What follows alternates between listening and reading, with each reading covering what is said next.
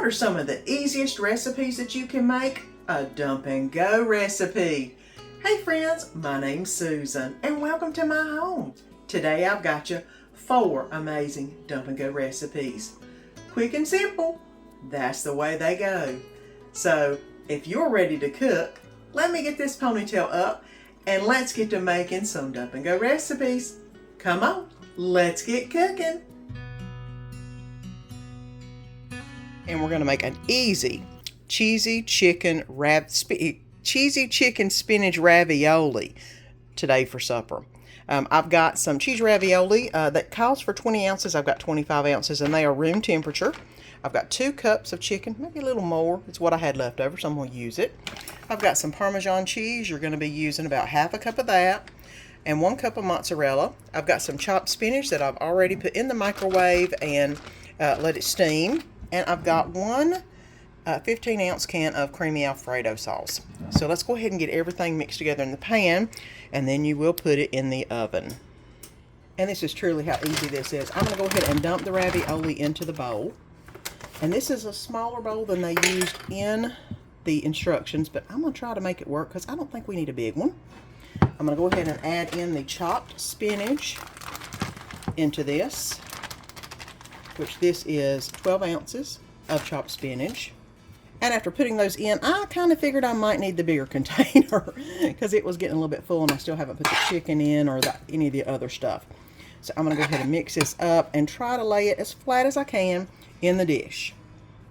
Next is 2 cups of chicken that was a rotisserie chicken that I shredded up real good, and I'm just going to try to pull it apart and get it all mixed up with the ravioli, noodles, and the spinach. And then next goes half a cup of Parmesan cheese, the whole container of the Alfredo sauce is going on next. Like I said, I'm glad I got the bigger container because I really needed it. Yep, this is starting to fill this one up. And 1 cup of mozzarella cheese is going into the mix. Now I'm going to add some more mozzarella to the top so I can get it all nice and melted.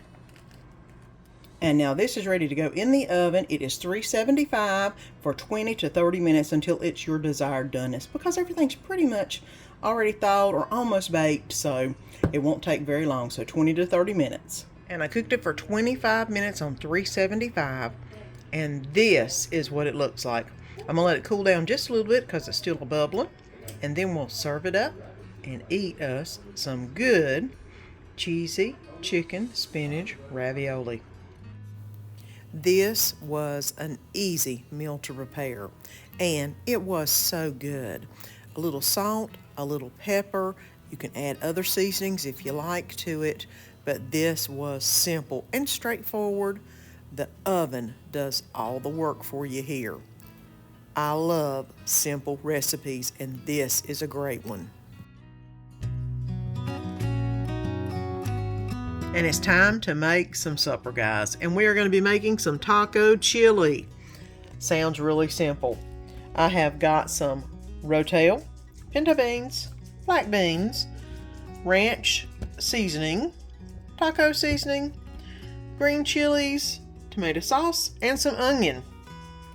And 2 pounds of ground beef that I'm already browning up in the pot. So let's get to making some taco chili for supper tonight. And yep, I'm hungry and I'm ready to eat. So I have browned the meat, and apparently this could be a Crockpot recipe or just a regular recipe, and I'm just going to do it regular. There's no use in dirtying up a Crockpot once you do the meat. I have got the black beans and the pinto beans that are rinsed and drained, and I'm also going to add in both cans of the rotel, which of course is the Mexican style lime and cilantro, my favorite. The can of green chilies,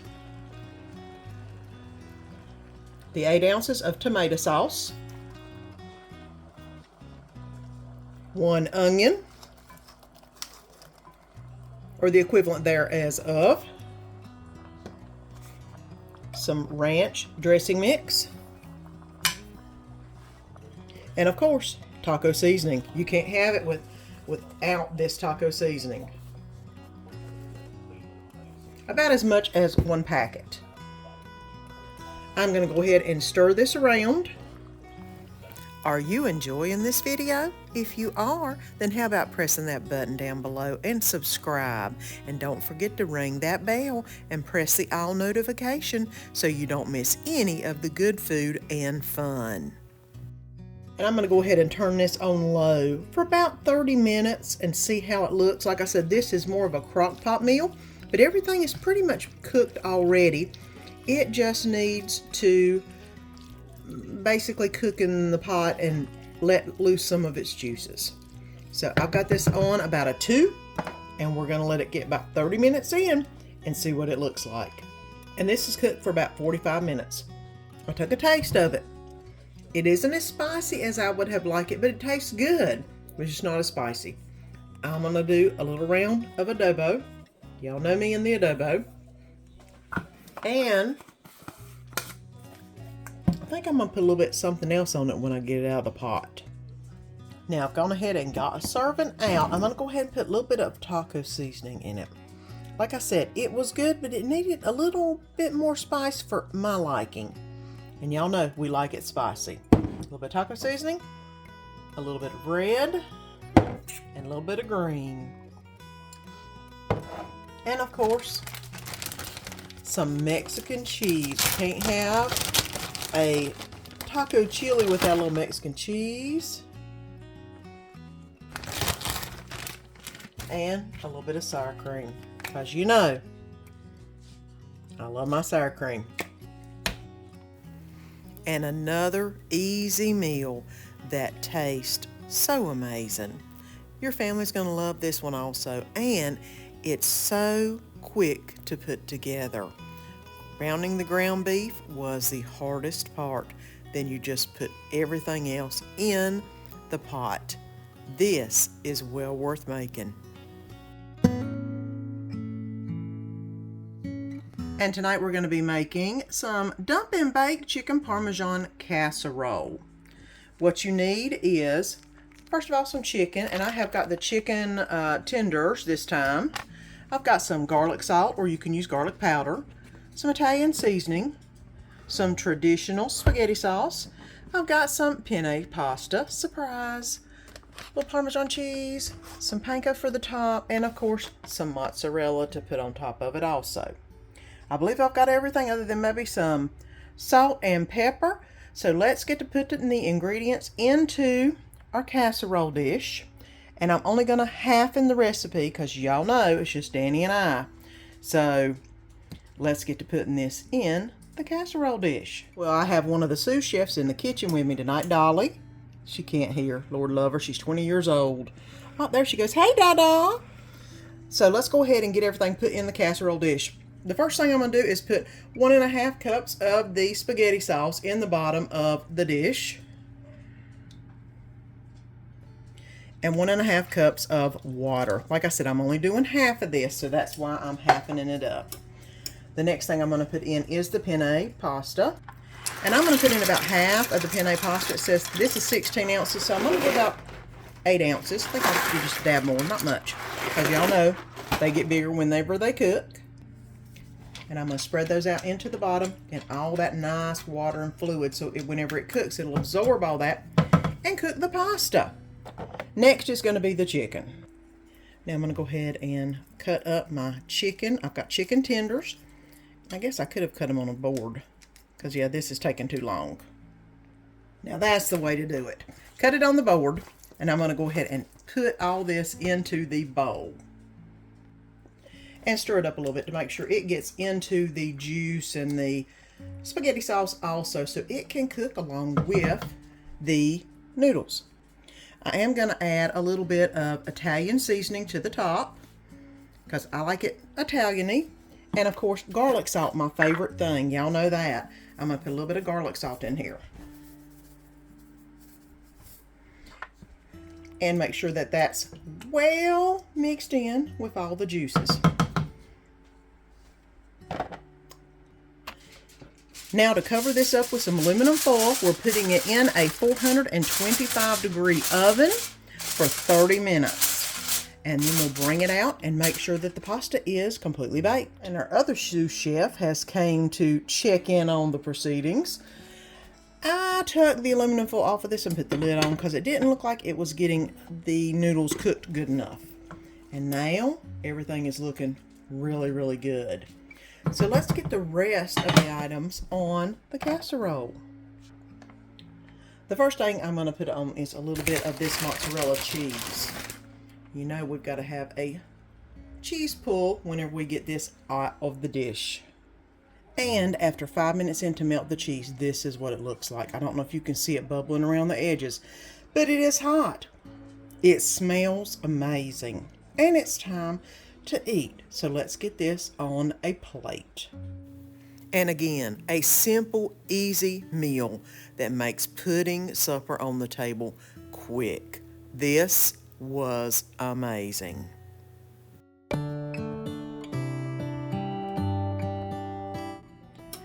And we're going to try some Cowboy cornbread casserole. I have seen a couple different versions of this that really intrigued me. So I thought I'm going to try it. We need some taco seasoning, some Jif corn muffin mix, 2 eggs, some corn, rotel, pinto beans, and some milk. I'm going to add a little bit of onion in mine because y'all know I love onion, and a little bit of Mexican style cheese, and of course the hamburger I've got browning up on the stove. So let's get everything together and get it in the oven.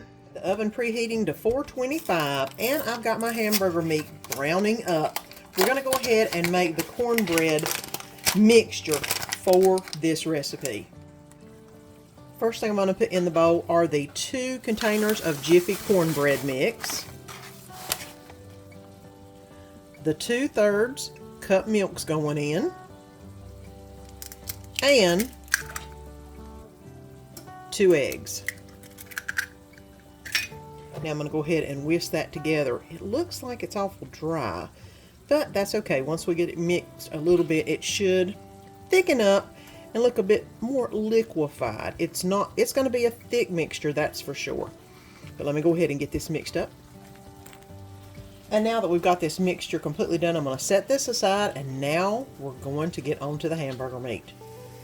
Now all the hamburger meat has been browned up and I have drained it.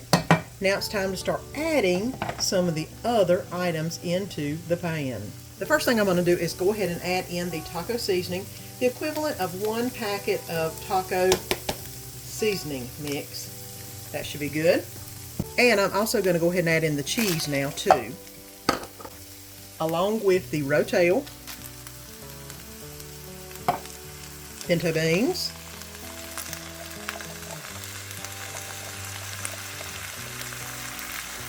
and corn. And of course, y'all know I am going to add in some onion. I just thought I'd add a few in because I love some onion in anything that happens to be Mexican, and this is no exception. And now that I've got pretty much everything stirred together and the onion in there, it's time to mix everything together, both the cornbread and this. And guess what? My pan ain't big enough.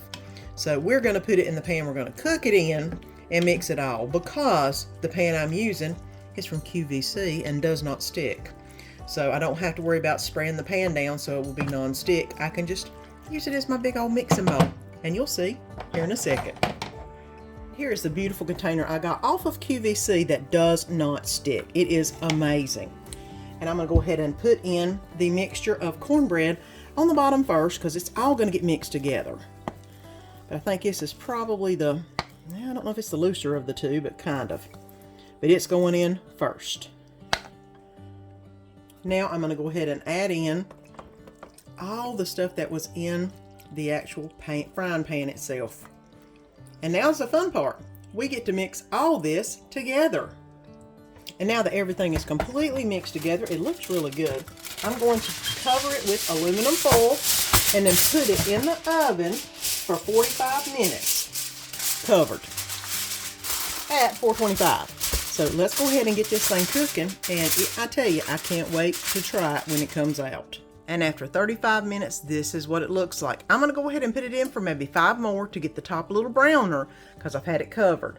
But it's looking good and it's smelling amazing, guys. So I'll see you in 5 minutes. And here's what it looks like after it's been dipped out of the container.